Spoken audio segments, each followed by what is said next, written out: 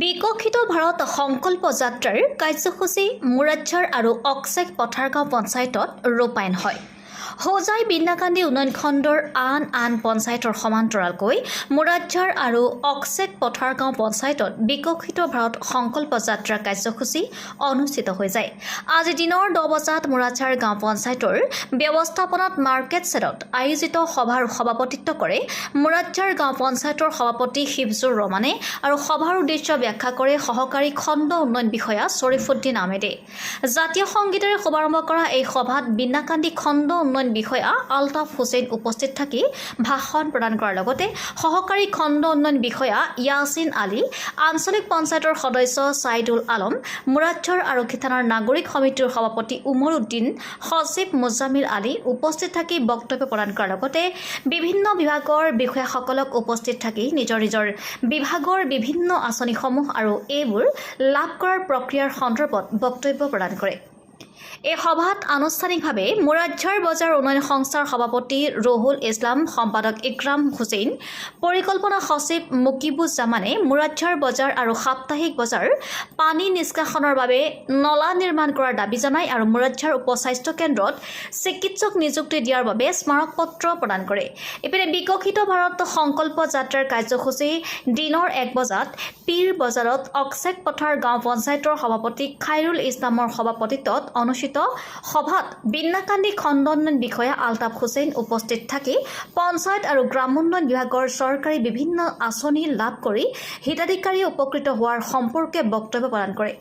লগতে বিজেপি নেতা পুতুল দাস, পৰিমল দাস, শিক্ষক আলতাফ হুছেইন, উত্তৰ বান্দৰমেলা উপস্বাস্থ্য কেন্দ্ৰৰ CSO সেবিকা চুলতানা, কৃষি বিভাগৰ অডিঅ' চাহিল আজিজ হক উপস্থিত থাকি ভাষণ প্ৰদান কৰে।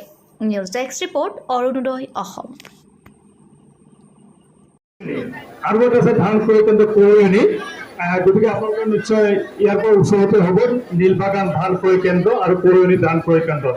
মই আশা কৰিম আমাৰ কৃষক বন্ধুসকলে যিহেতুকে তেওঁলোকে মোনে প্ৰতি 873 টকা পোৱাৰ ব্যৱস্থা আছে, এই উচ্চ হাৰত তেওঁলোকে ধানখিনি আমাৰ চৰকাৰীভাৱে বিক্ৰী কৰিব আৰু এইখিনি কথা আমাৰ জিলা আয়ুক্ত মহোদয়ে মোক ক'বলৈ কৈছিলে আৰু সেইকাৰণে মই আপোনালোকক অনুৰোধ কৰিলোঁ।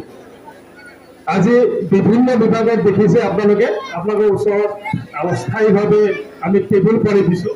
তাত হয়তো সব বিভাগ নাহিলেও কিছুমান প্ৰয়োজনীয় বিভাগ আমাৰ পৰিয়ালৰ কাৰণে সেই বিভাগসমূহে আপোনালোকৰ আগত তেওঁলোকৰ সুবিধা কোনবিলাক আছে বা ঠিকাতে আপোনালোকৰ পৰা সুবিধা কিছুমান থাকে, যেনেকৈ PM কিষাণ আঁচনি, তাত যদি এতিয়ালৈকে আপোনালোকে এই আঁচনিৰ অধীনত হিতাধিকাৰী হিচাপে লিপিবদ্ধ হোৱা নাই, ৰেজিষ্টাৰ হোৱা নাই, তেনেহ'লে আমাৰ সেই টেবুলখনত গৈ আপোনালোকে নিজৰ নাম লিপিবদ্ধ কৰিব পাৰিব আৰু বছৰেকত আপোনালোকে 6,000 টকা তিনিটা কিস্তিত 4 মাহৰ মূৰে মূৰে আপোনালোকে পোৱাৰ ব্যৱস্থা থাকিব।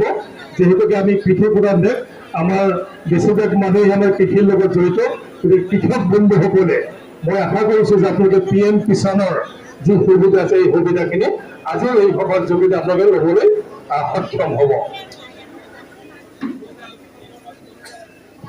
মই আৰু বিশেষ ক'বলৈ গ'লে আপোনালোকে যথেষ্ট অসুবিধাৰ সন্মুখীন হৈছে আজি আৰু বহুতো কষ্ট কৰি বহুত সময় ধৈৰ্য ধৰি আপোনালোকে আমাৰ বক্তব্যকে শুনিছে, তাৰ কাৰণে মই আপোনালোকৰ নথৈ মই ধন্যবাদ আমাৰ ফালৰ পৰা জ্ঞাপন কৰিলোঁ। সৰ্বশেষত সকলোকে আকৌ অভিনন্দন জনাই ধন্যবাদ জনাই মোৰ চব বক্তব্য সামৰি ধৰিব পাৰিলোঁ।